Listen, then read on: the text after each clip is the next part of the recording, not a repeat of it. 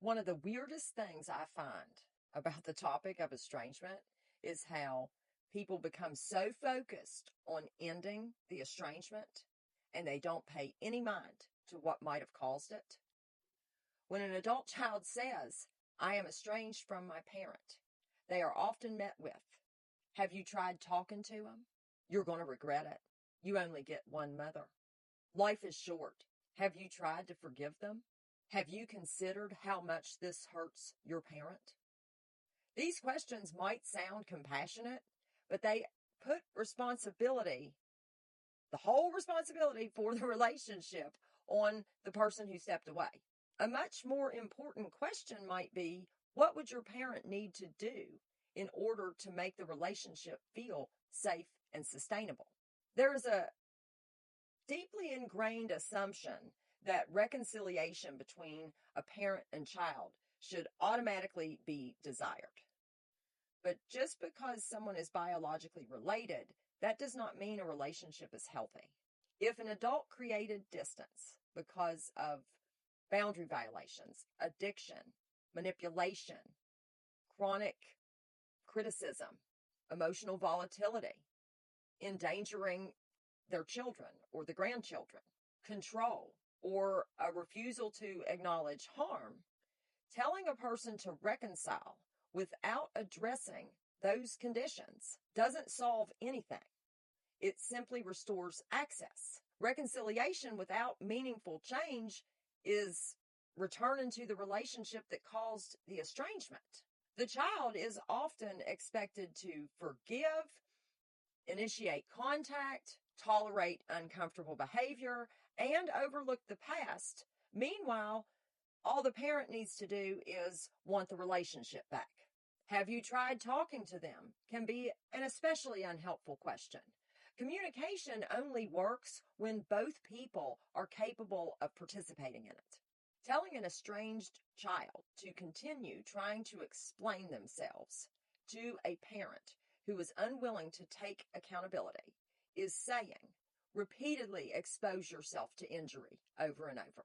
When a parent responds with, you're too sensitive, that never happened, I did the best I could, or you're hurting me by saying this, conflict resolution doesn't occur by speaking to them.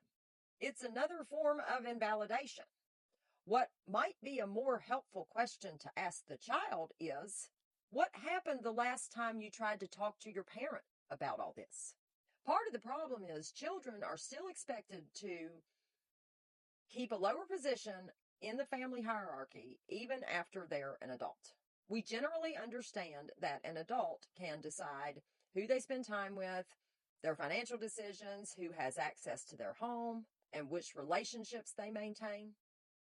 But when it's a parent-child relationship, all of a sudden, those rights become conditional. People like to say, that's your mother, when they seldom say to the parent, that's your child. There is a tendency to freeze the relationship in childhood, as if the parent always stays the authority and the child forever remains obligated. But that's not actually how relationships work. You only have one life, one nervous system, and a finite amount of time and energy.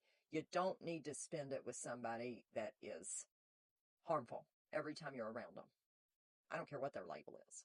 Another revealing part of these conversations is whose pain gets centered. My child won't talk to me. I'm devastated. But yet, what about the adult child who doesn't have a parent because every time they try to interact, it destabilizes their nervous system because that parent kept them in a state of fight or flight their entire childhood. But imagine how your mother feels. That's backwards.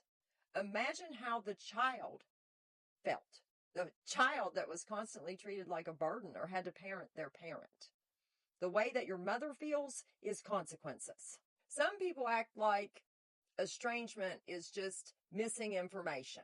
How can we get these people talking again? That's what they need. But we need to start asking, why did this relationship become so unhealthy or so intolerable that the child decided not to participate in it? An adult child is not a second-class adult. If reconciliation matters, then the question should be, what do both people need to do not just what does the estranged child need to do and tolerate to keep up this unhealthy arrangement. Otherwise, reconciliation becomes a convenient way to ask someone who established a boundary to surrender it. Have a good day.